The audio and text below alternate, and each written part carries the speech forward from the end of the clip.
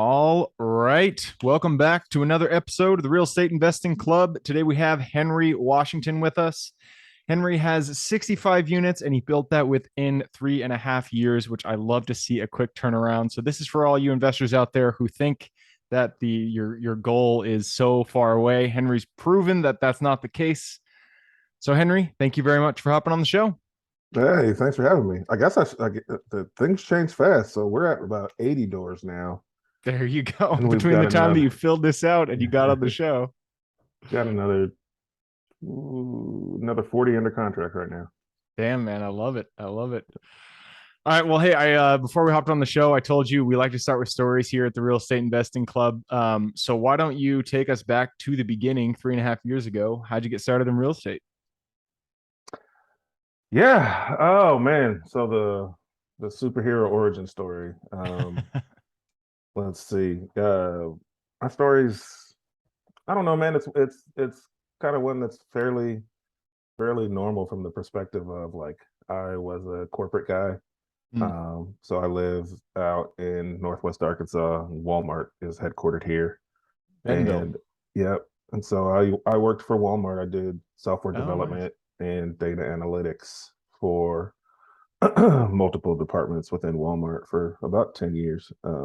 That would actually be, I mean, I don't want to jump into your story here, but I feel like that it would be super interesting to do the it analytics for was Walmart. it's yes. I mean, I could spend a whole show talking about like all the crazy stuff that they look into from a data perspective to make decisions. It was pretty cool. It was pretty cool stuff. Um, so yeah, I did that, and I felt like my path was like the path of the white picket fence American dream path, right? Like I went to college, I got good grades, got a technical degree so that I could make money right out of the gate. I got a great job, making great money. I was a six-figure earner, and I was single, and I still found myself with no money every 2 weeks. I've Um, been there, man. yeah, man, just no financial education, no motivation to really save or invest because I didn't have that financial education. And like, like in the grand scheme of like the information age, podcasts and like this new wave of education and educators on social media, it's fairly new, right? And so it wasn't like all that information was being freely put out there like it is now or at the scale that it is now. And so I just didn't know any better, and I was okay spending more than I made, and then trying to figure out how to make ends meet until I got paid again as a single man. But life happens, and I got married pretty quick. So I married my wife. I met my wife, and then 365 days later, we got married. Damn, So quick turnaround in real quick estate and turnaround, right? in your love life. I Right. love When it. you know, buddy. And so what happened was I realized that my wife was not okay with spending everything that we made before we got paid again.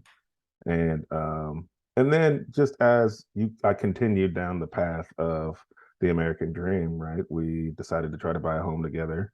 And to make a really long story short, the bank called me and said, you're going to ruin this for your wife. We can loan to her, we can't loan to you. So if Oh, you want her to be a punch in the homeowner, gut. right? It's exactly what I tell people. I was like, it was a big gut shot. I made double what she made. I did all the things I thought I was supposed to do in life, and like and then I couldn't be a provider, right? And so we did end up buying the house. I say we with air quotes because she bought the house and let me live in it, and and um, and then not long after that, her and I were having a conversation, laying in bed at night doing what normal married couples do, talking about your future and your where you're gonna live, your dream house, and how many kids you're gonna have, and the fun life conversations, the conversations that are supposed to be enjoyable. And I just remember as we were talking through all these things we wanted in our life, like I was panicking the whole time because I was like, I Because you couldn't even didn't know afford to exactly be how in the you were house going to we get were there. in. Yep. Yeah. And so I went to bed and then woke up at 3 in the morning and I had a panic attack. Um, all the things that come with a panic attack, and I didn't know what to do.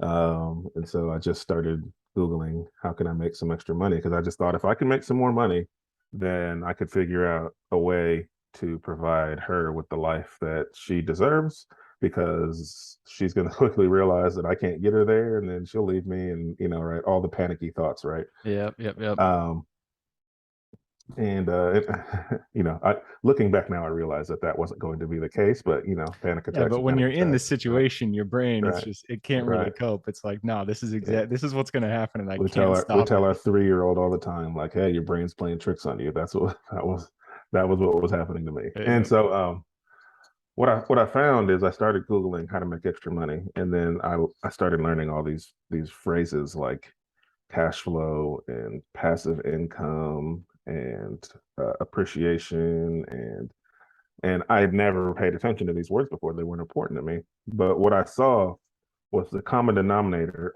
among all these money words was owning real estate. Like that's what everybody was talking about in these articles I was reading. And then I saw a video. It was a TED talk, and it was a kid. I think his first name was Alex, if anybody wants to watch it. But it was called "How to Design Your Dream Life Through Passive Income." And when you're panicking about money at 3 in the morning, that seems like a pretty reasonable video to click on. Show me the way, Alex. Right. And and he's just a guy, man. He's just a kid. He was 20 something years old. He had 20 something single family homes, and he was talking about how he was financially free and how to build financial freedom. And he did it through real estate. And I was just like, well, this can't be that hard then. Like, I didn't know regular people owned real If estate Alex before. can do it, yeah, Right. exactly. Seriously. Like, I thought corporations owned real estate. I thought like billionaires owned real estate. I didn't like it. I never thought like just regular people People, yeah. that you see on the street own all this real estate.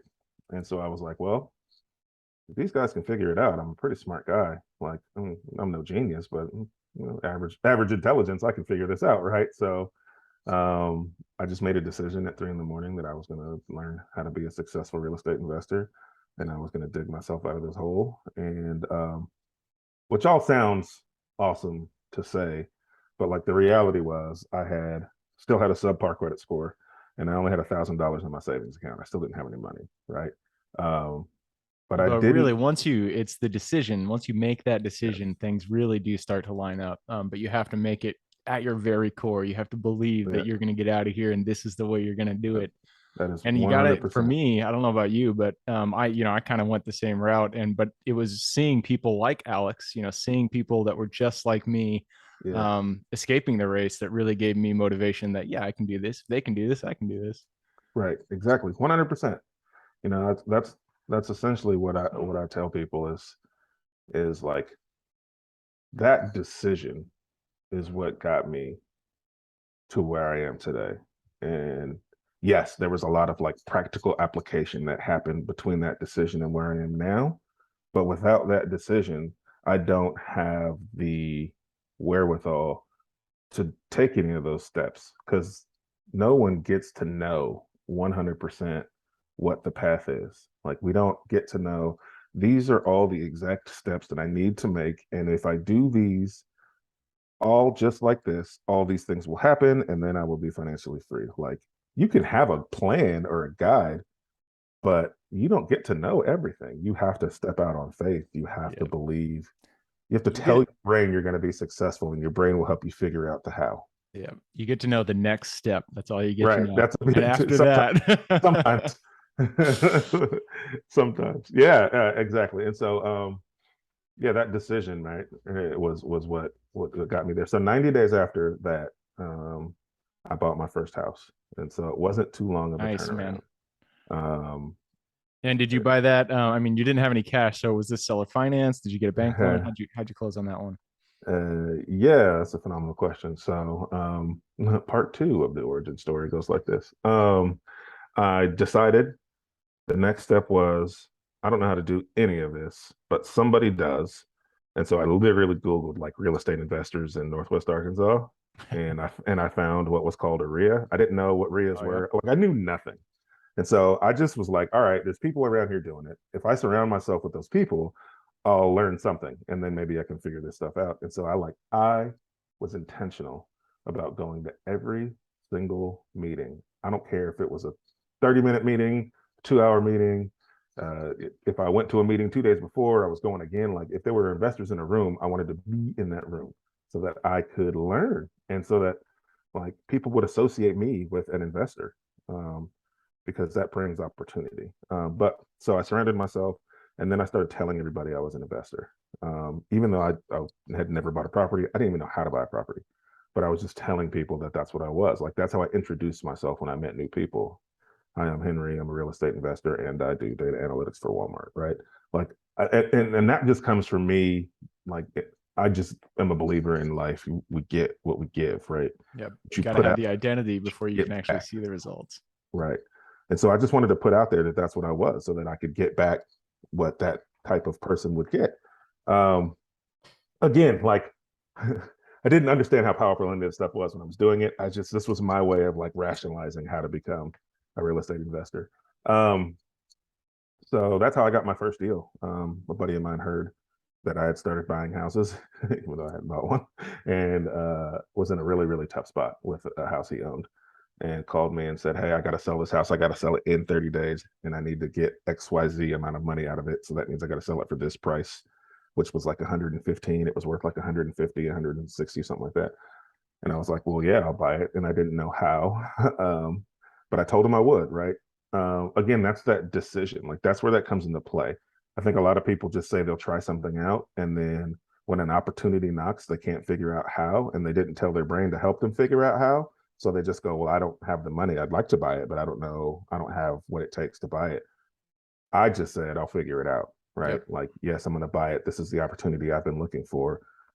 I'll figure it out. And so I literally had to Google how to buy a house without a real estate agent. I had to find a contract online and change some verbiage and sign some random. Don't do that. But like that's It's the good to actually bring a lawyer into the process, right, but right. hey, man, Like if you're that's just just starting like out, sometimes you just do what you got to do. right. Like I wasn't going to be stopped, right? And so when I had to figure out okay how to buy it, and I knew I only had $1,000, I didn't know what to do. So I went to a bank because banks have money, right? That was my logic. I just go to a bank. So I went to the closest bank to my work, right? Like it just that was the process of evaluation for the banks for me. It's like this one's by my office. I'll go in there. I literally took the physical contract and I said, hey, I'd like to speak to somebody about buying this property. They looked at it and they were like, well, this is an amazing deal. We could finance it for you. You're going to have to bring a 15% down payment. Do you have 15%? And I was like, yeah, for sure. I got it. Right. Don't worry about it. So, yeah. And so I then was able to leverage that network. So I went to those investors who I'd been seeing, on a weekly basis, and said, hey, I've got this house under contract. How are you guys buying these things? How do I come up with the money for this down payment? Like, how does all this work? And one of my investor friends, who's now actually a business partner of mine, was just brainstorming ideas with me. And he came across this idea of a 401k loan, right? Where you can borrow against your 401k. So not cash out of it, but borrow against it. So you're paying it back with interest, but the interest is yours. It's to yourself. It's your money.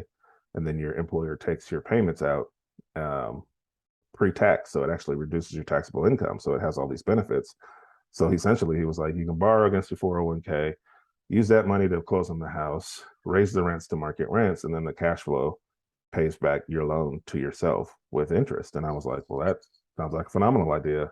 I just need to find a 401k now. So like One step at a time. I love it. You're right, going, right, you're running into obstacles and you're solving that problem when it comes right, up. right.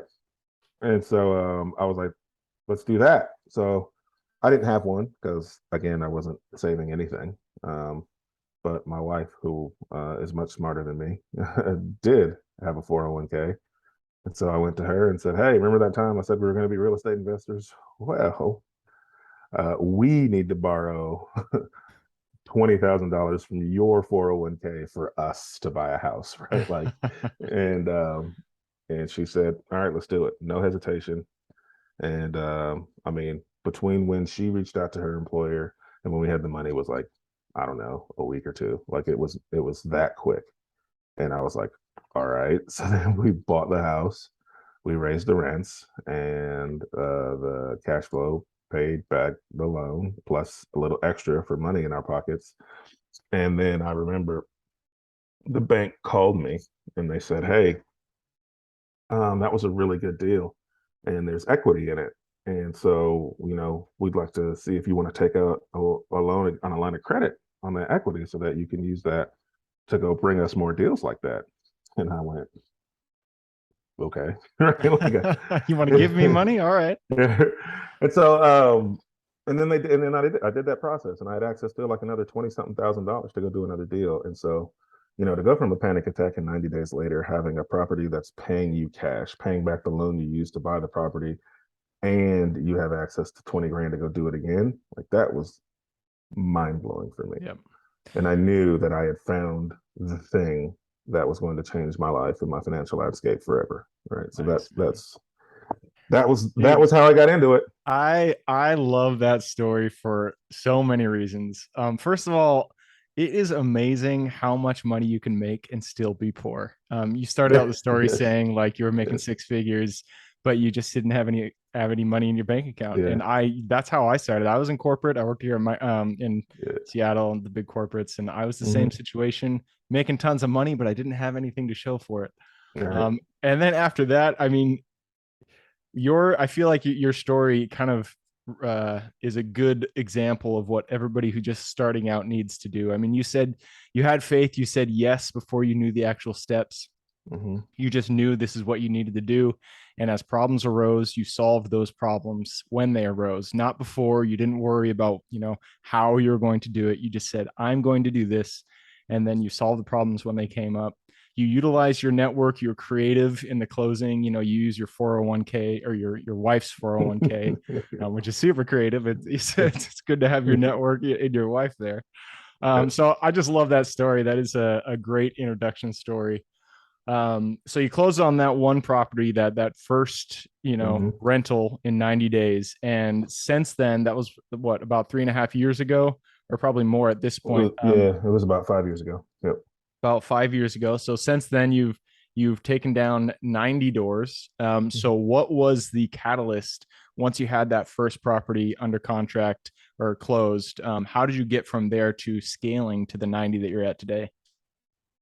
Yeah, the same method, one problem at a time, right? So I knew I had access to some cash now to go do more deals.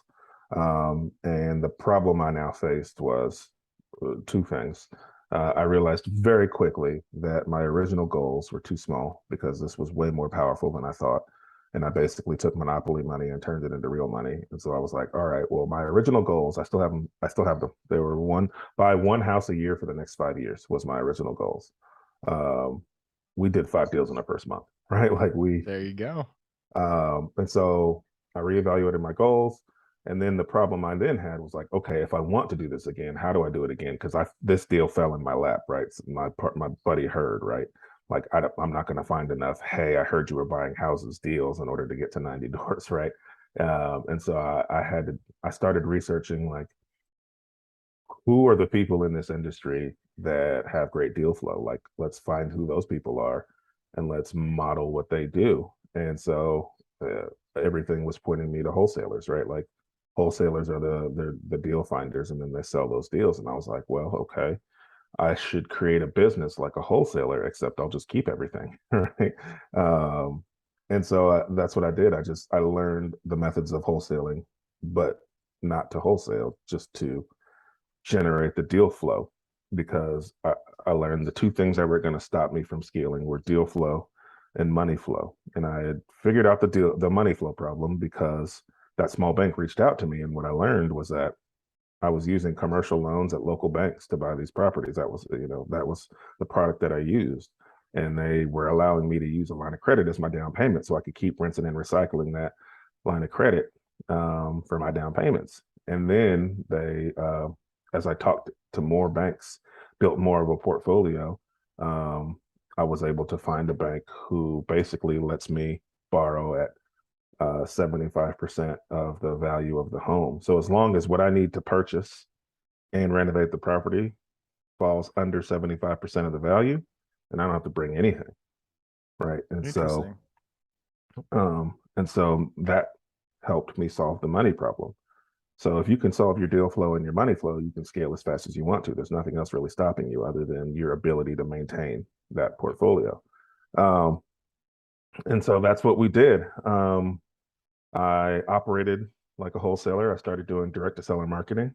And that started to generate lots of leads, which turned into lots of deals. And I would essentially keep the ones I liked the best, and I would sell the rest. And we haven't ventured much from that method. Now it's more about we keep the multis and sell the singles is really the difference. Nice, man. I love it.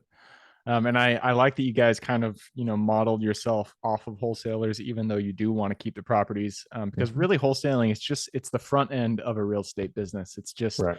bringing the leads to your business and trying to decide, which ones are worth keeping and which ones are worth selling off. Yep. Um, you did mention that wholesaling was what you first mastered, and then you kind of threw in there the management aspect. So what are you Yep. guys doing to manage these properties? Are you managing them yourself, or do you have third party property management? Well, I say wholesaling only to say that like we marketed like wholesalers, but Yeah. we Yep. just we closed on everything. I mean, we still do. Uh, I'll tell people I'll buy anything that's a deal. I may not know what I'm going to do with it when I buy it, but if it's a deal, it's going to be mine, right? I'm mostly the same. I try to stay within certain asset classes now, but yeah, if it's a Yeah, deal, I mean, how can you say no? right, right. I'm sorry. What was your question? I totally spaced on you. And you know what? So did I. It's all good. Yeah, Well, I just checked the time. We have gone through our 15 minutes, so I do have to push us on to the quick question round. Are you yeah. ready? Let's do it. Let's do it. Let's do it. All right. It starts with books. I'm a big bookie, so give me two book recommendations, one for general life wisdom, one for real estate specific. Yeah, general wisdom. My favorite book is The Alchemist.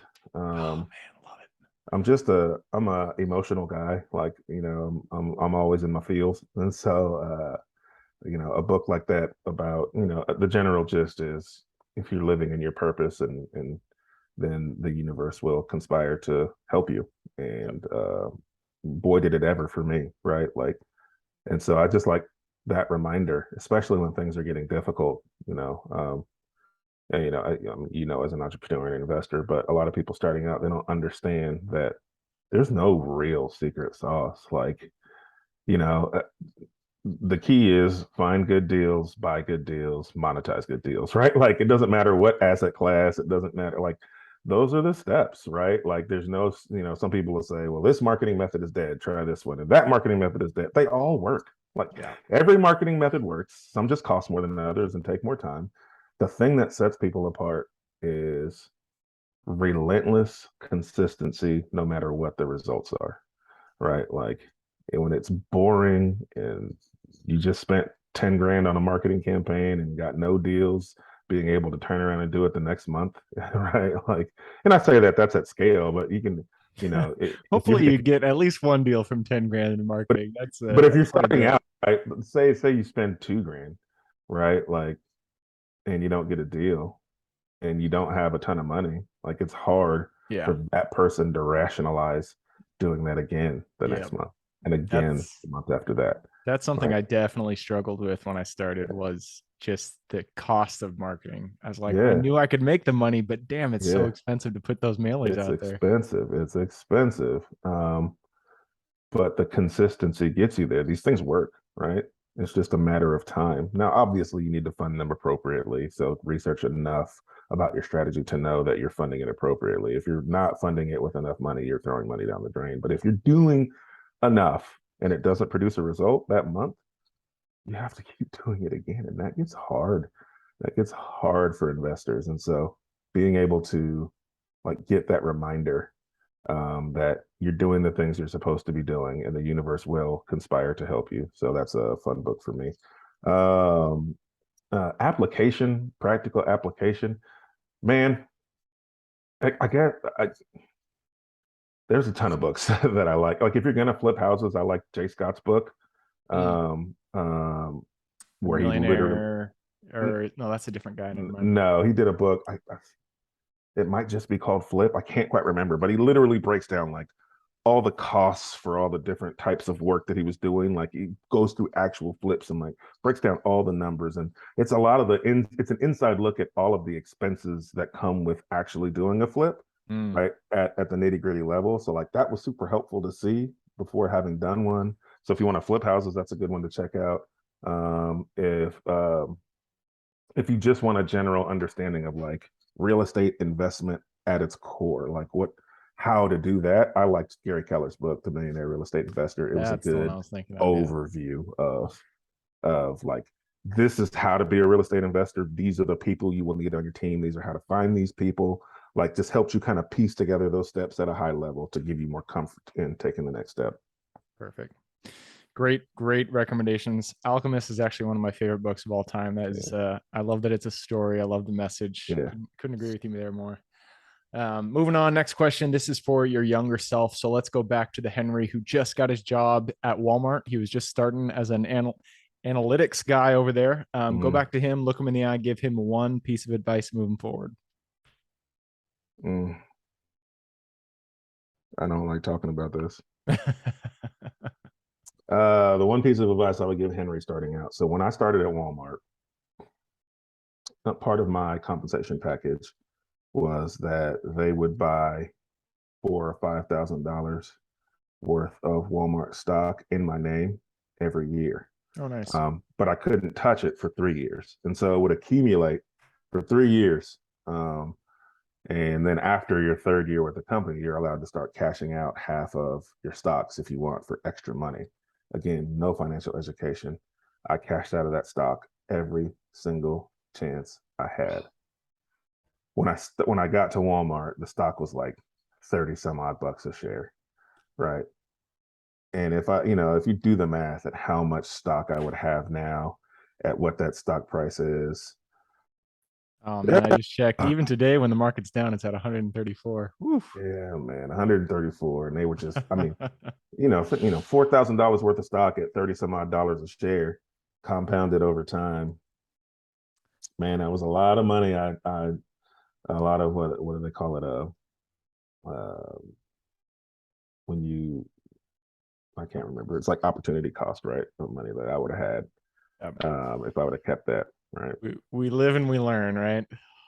Yeah, and so and all that's to say, like I know that's very specific to somebody who works at a company, but um, like just save 10% of your income, save it, put it in a savings account.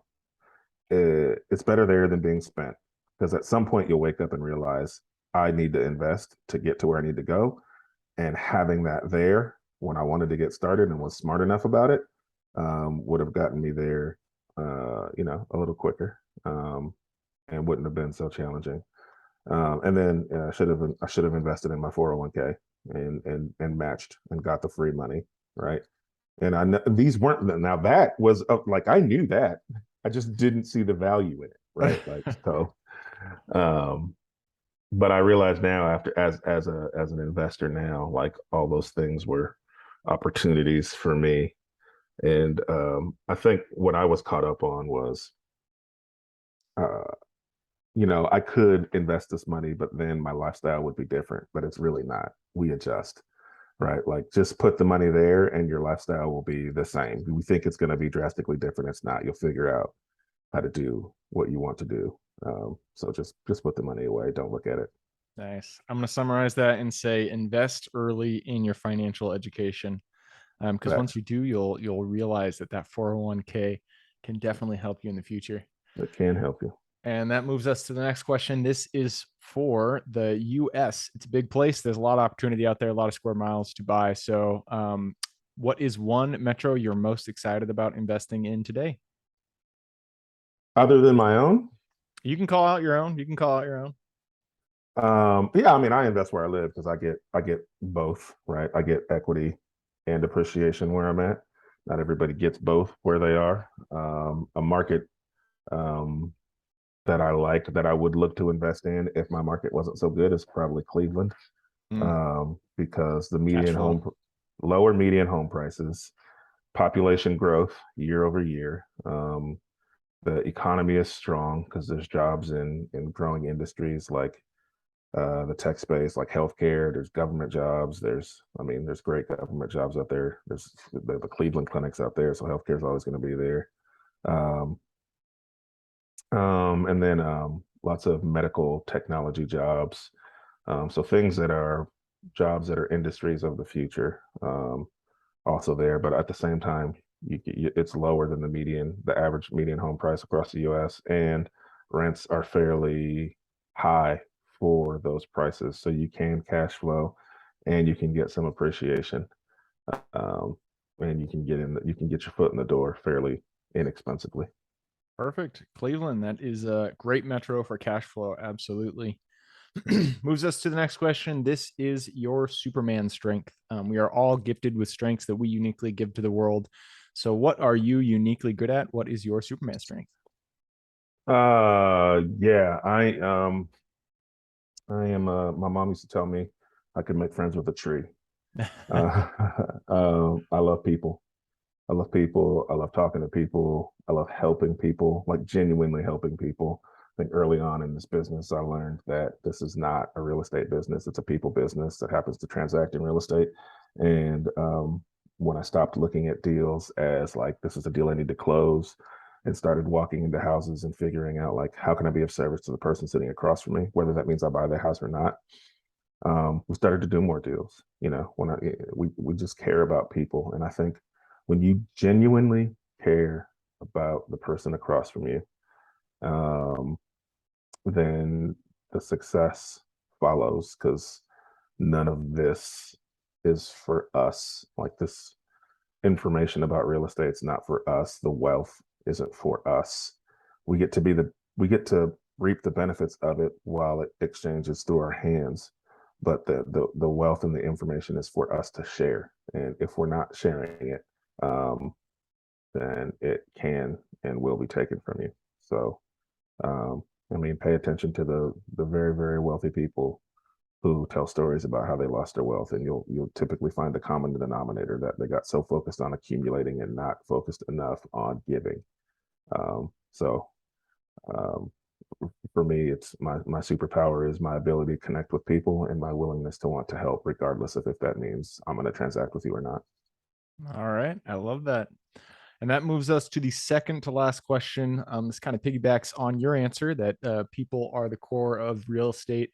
None of us are islands. We all stand on the shoulders of giants. So, who is one mentor who has contributed to your career, and how did they help you?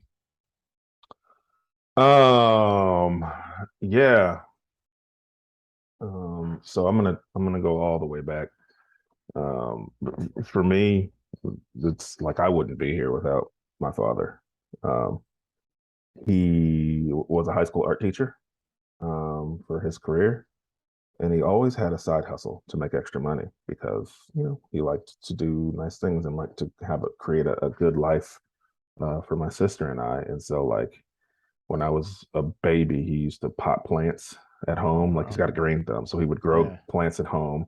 He would then pot them and take them to the swap meet. I don't know if anybody knows what the swap meet Yeah. is, but Yeah. For sure. yeah, and he would take them to the swap meet and sell them at like a little booth at the swap meet to make extra money. He owned an arcade back when you used to have to go to a place to play video Oh, games. nice. I love He had that. an arcade, which was basically like owning a space with a bunch of vending machines in it, right? Like that's so he had that. So I got we had like old video games in our garage, and so like all the neighborhood kids would come over and like play video games in our garage. That's fun. um, and then he owned a barbecue restaurant um, for most of my childhood. Um, and so, I was basically raised like my time after school and on the weekends was spent like hanging out in a barbecue restaurant. That's where I did my homework and things. Right. And so, all of that to say that, like, he never talked to me about entrepreneurship. Like, we never sat down and said, hey, so this is how you run a business, or this is how you start a business, or you should have a side hustle. Like, for him, it was always go to college, get a degree, get a good job, save for retirement, right? Like, that's what he wanted me to do. But he planted that entrepreneurship seed in me by me just being around him, seeing him. And so once I had that panic attack and I started Googling how to invest in, how to become a real estate investor, and I saw that I needed to start this real estate investment business, I never thought I couldn't do it. Like that never crossed my mind because I saw my dad run businesses my whole life. So like I inherently knew this could be done, and that's all because he exposed me and planted that seed years and years ago. And so I literally wouldn't be here without him. All right. Well, shout out to Henry's dad. Thank you very much for helping Henry get to where he is today. And that leads us to the very last question. You've given us a lot of good advice, a lot of motivation. I'm sure people want to reach out, say hi. What is the best way for them to do that? Yeah, Instagram's the best way, at the Henry Washington on Instagram.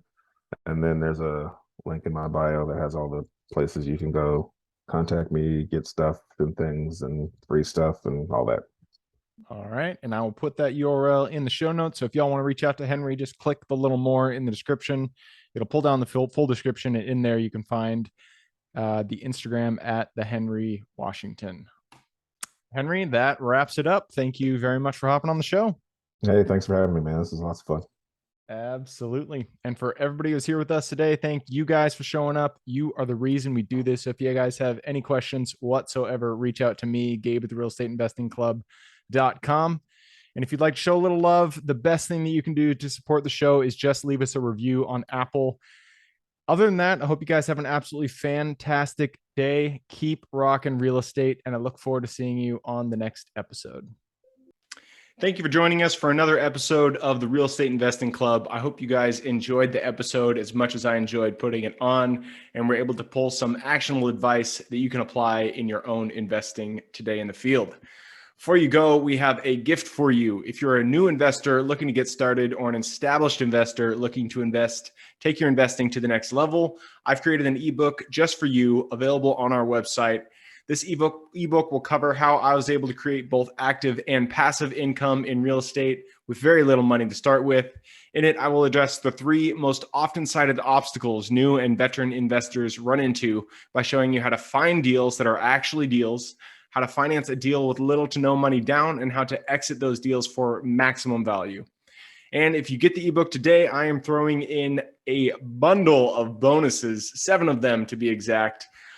The first one will be the off-market lead generation blueprint, which will take you through the exact systems and processes we use to generate off-market leads like clockwork, which is the most important skill when it comes to creating wealth in real estate.